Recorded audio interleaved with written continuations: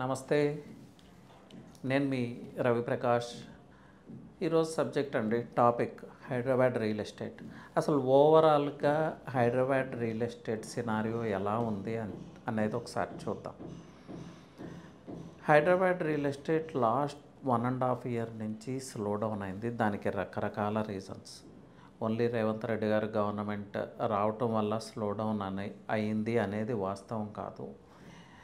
Last 4-5 years నుంచి జరుగుతున్న కొన్ని ఈవెంట్స్ కావచ్చు, కొన్ని మార్పులు చేర్పులు కావచ్చు, వాటన్నిటి ఇంపాక్ట్ ఈరోజు మార్కెట్ స్లో డౌన్ అవటానికి వన్ రీజన్.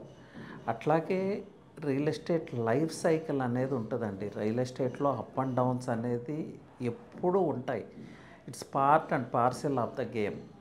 సో కొంతకాలం స్లోగా నడుస్తుంది మార్కెట్, కొంతకాలం స్పీడప్ అవుతుంది, కొంతకాలం బూమ్ అవుతుంది, కొంతకాలం అలా స్టాగ్నెట్ అవుతుంది. ఇది life cycle of real estate అంటారు. దీన్ని అర్థం చేసుకోవాలి. ఎవరు సీఎంగా ఉన్నా, ఏ పొలిటికల్ పార్టీ అధికారంలోకి ఉన్నా, ఈ లైఫ్ సైకిల్ నుంచి రియల్ ఎస్టేట్ ఎస్కేప్ అవ్వలేదు. సో ఎవరో చీఫ్ మినిస్టర్గా ఉన్నారు, ఏదో గవర్నమెంట్ వచ్చింది కాబట్టి రియల్ ఎస్టేట్ పడిపోయింది అనేది వాస్తవం కాదు. బట్ ఈ ప్రజెంట్ గవర్నమెంట్లో రేవంత్ రెడ్డి గారి గవర్నమెంట్ తీసుకున్న కొన్ని డెసిషన్స్ రియల్ ఎస్టేట్ని ఇంపాక్ట్ చేసినాయి. అది మంచి ఉద్దేశంతో తీసుకున్నప్పటికీ వాటిని అడ్మినిస్టర్ చేయటంలో, ప్రాపర్గా ఇంప్లిమెంట్ చేయటంలో కొంచెం అగ్రెసివ్ అప్రోచ్ తీసుకోవటం, ప్రాపర్ కైండ్ ఆఫ్ ఎక్సర్సైజ్ చేయకపోవటం దీనికి రీజన్. బట్ 100% ఇది ఒకటే రీజనా అంటే కానే కాదు.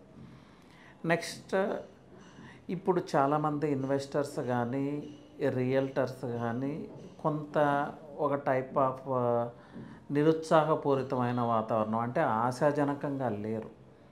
బట్ రియల్ ఎస్టేట్ని మనం డీప్గా పరిశీలిస్తే, లోతుగా పరిశీలిస్తే ఇంతకన్నా పెద్ద పెద్ద సంక్షోభాలు చాలా వచ్చినాయి హైదరాబాద్ రియల్ ఎస్టేట్లో. మనం కరోనాను ఎదుర్కొన్నాం, పాండమిక్ని ఎదుర్కొన్నాం, అలాగే ఆర్థిక మాన్యాన్ని ఎదుర్కొంది హైదరాబాద్ రియల్ ఎస్టేట్. ఇదేం ఫస్ట్ టైం కాదు. ఈవెన్ 2000 ఇప్పుడు 1 lakh ఫ్లాట్స్ లేకపోతే 1,50,000 ఫ్లాట్స్ ఇన్వెంటరీ వేకెంట్గా ఉంది అని ఈరోజు చెప్తున్నారు. 2008లోనే ఇలాంటి సిట్యుయేషన్ ఉంది. అలాంటి సంక్షోభాల నుంచి హైదరాబాద్ రియల్ ఎస్టేట్ బయటకు వచ్చింది.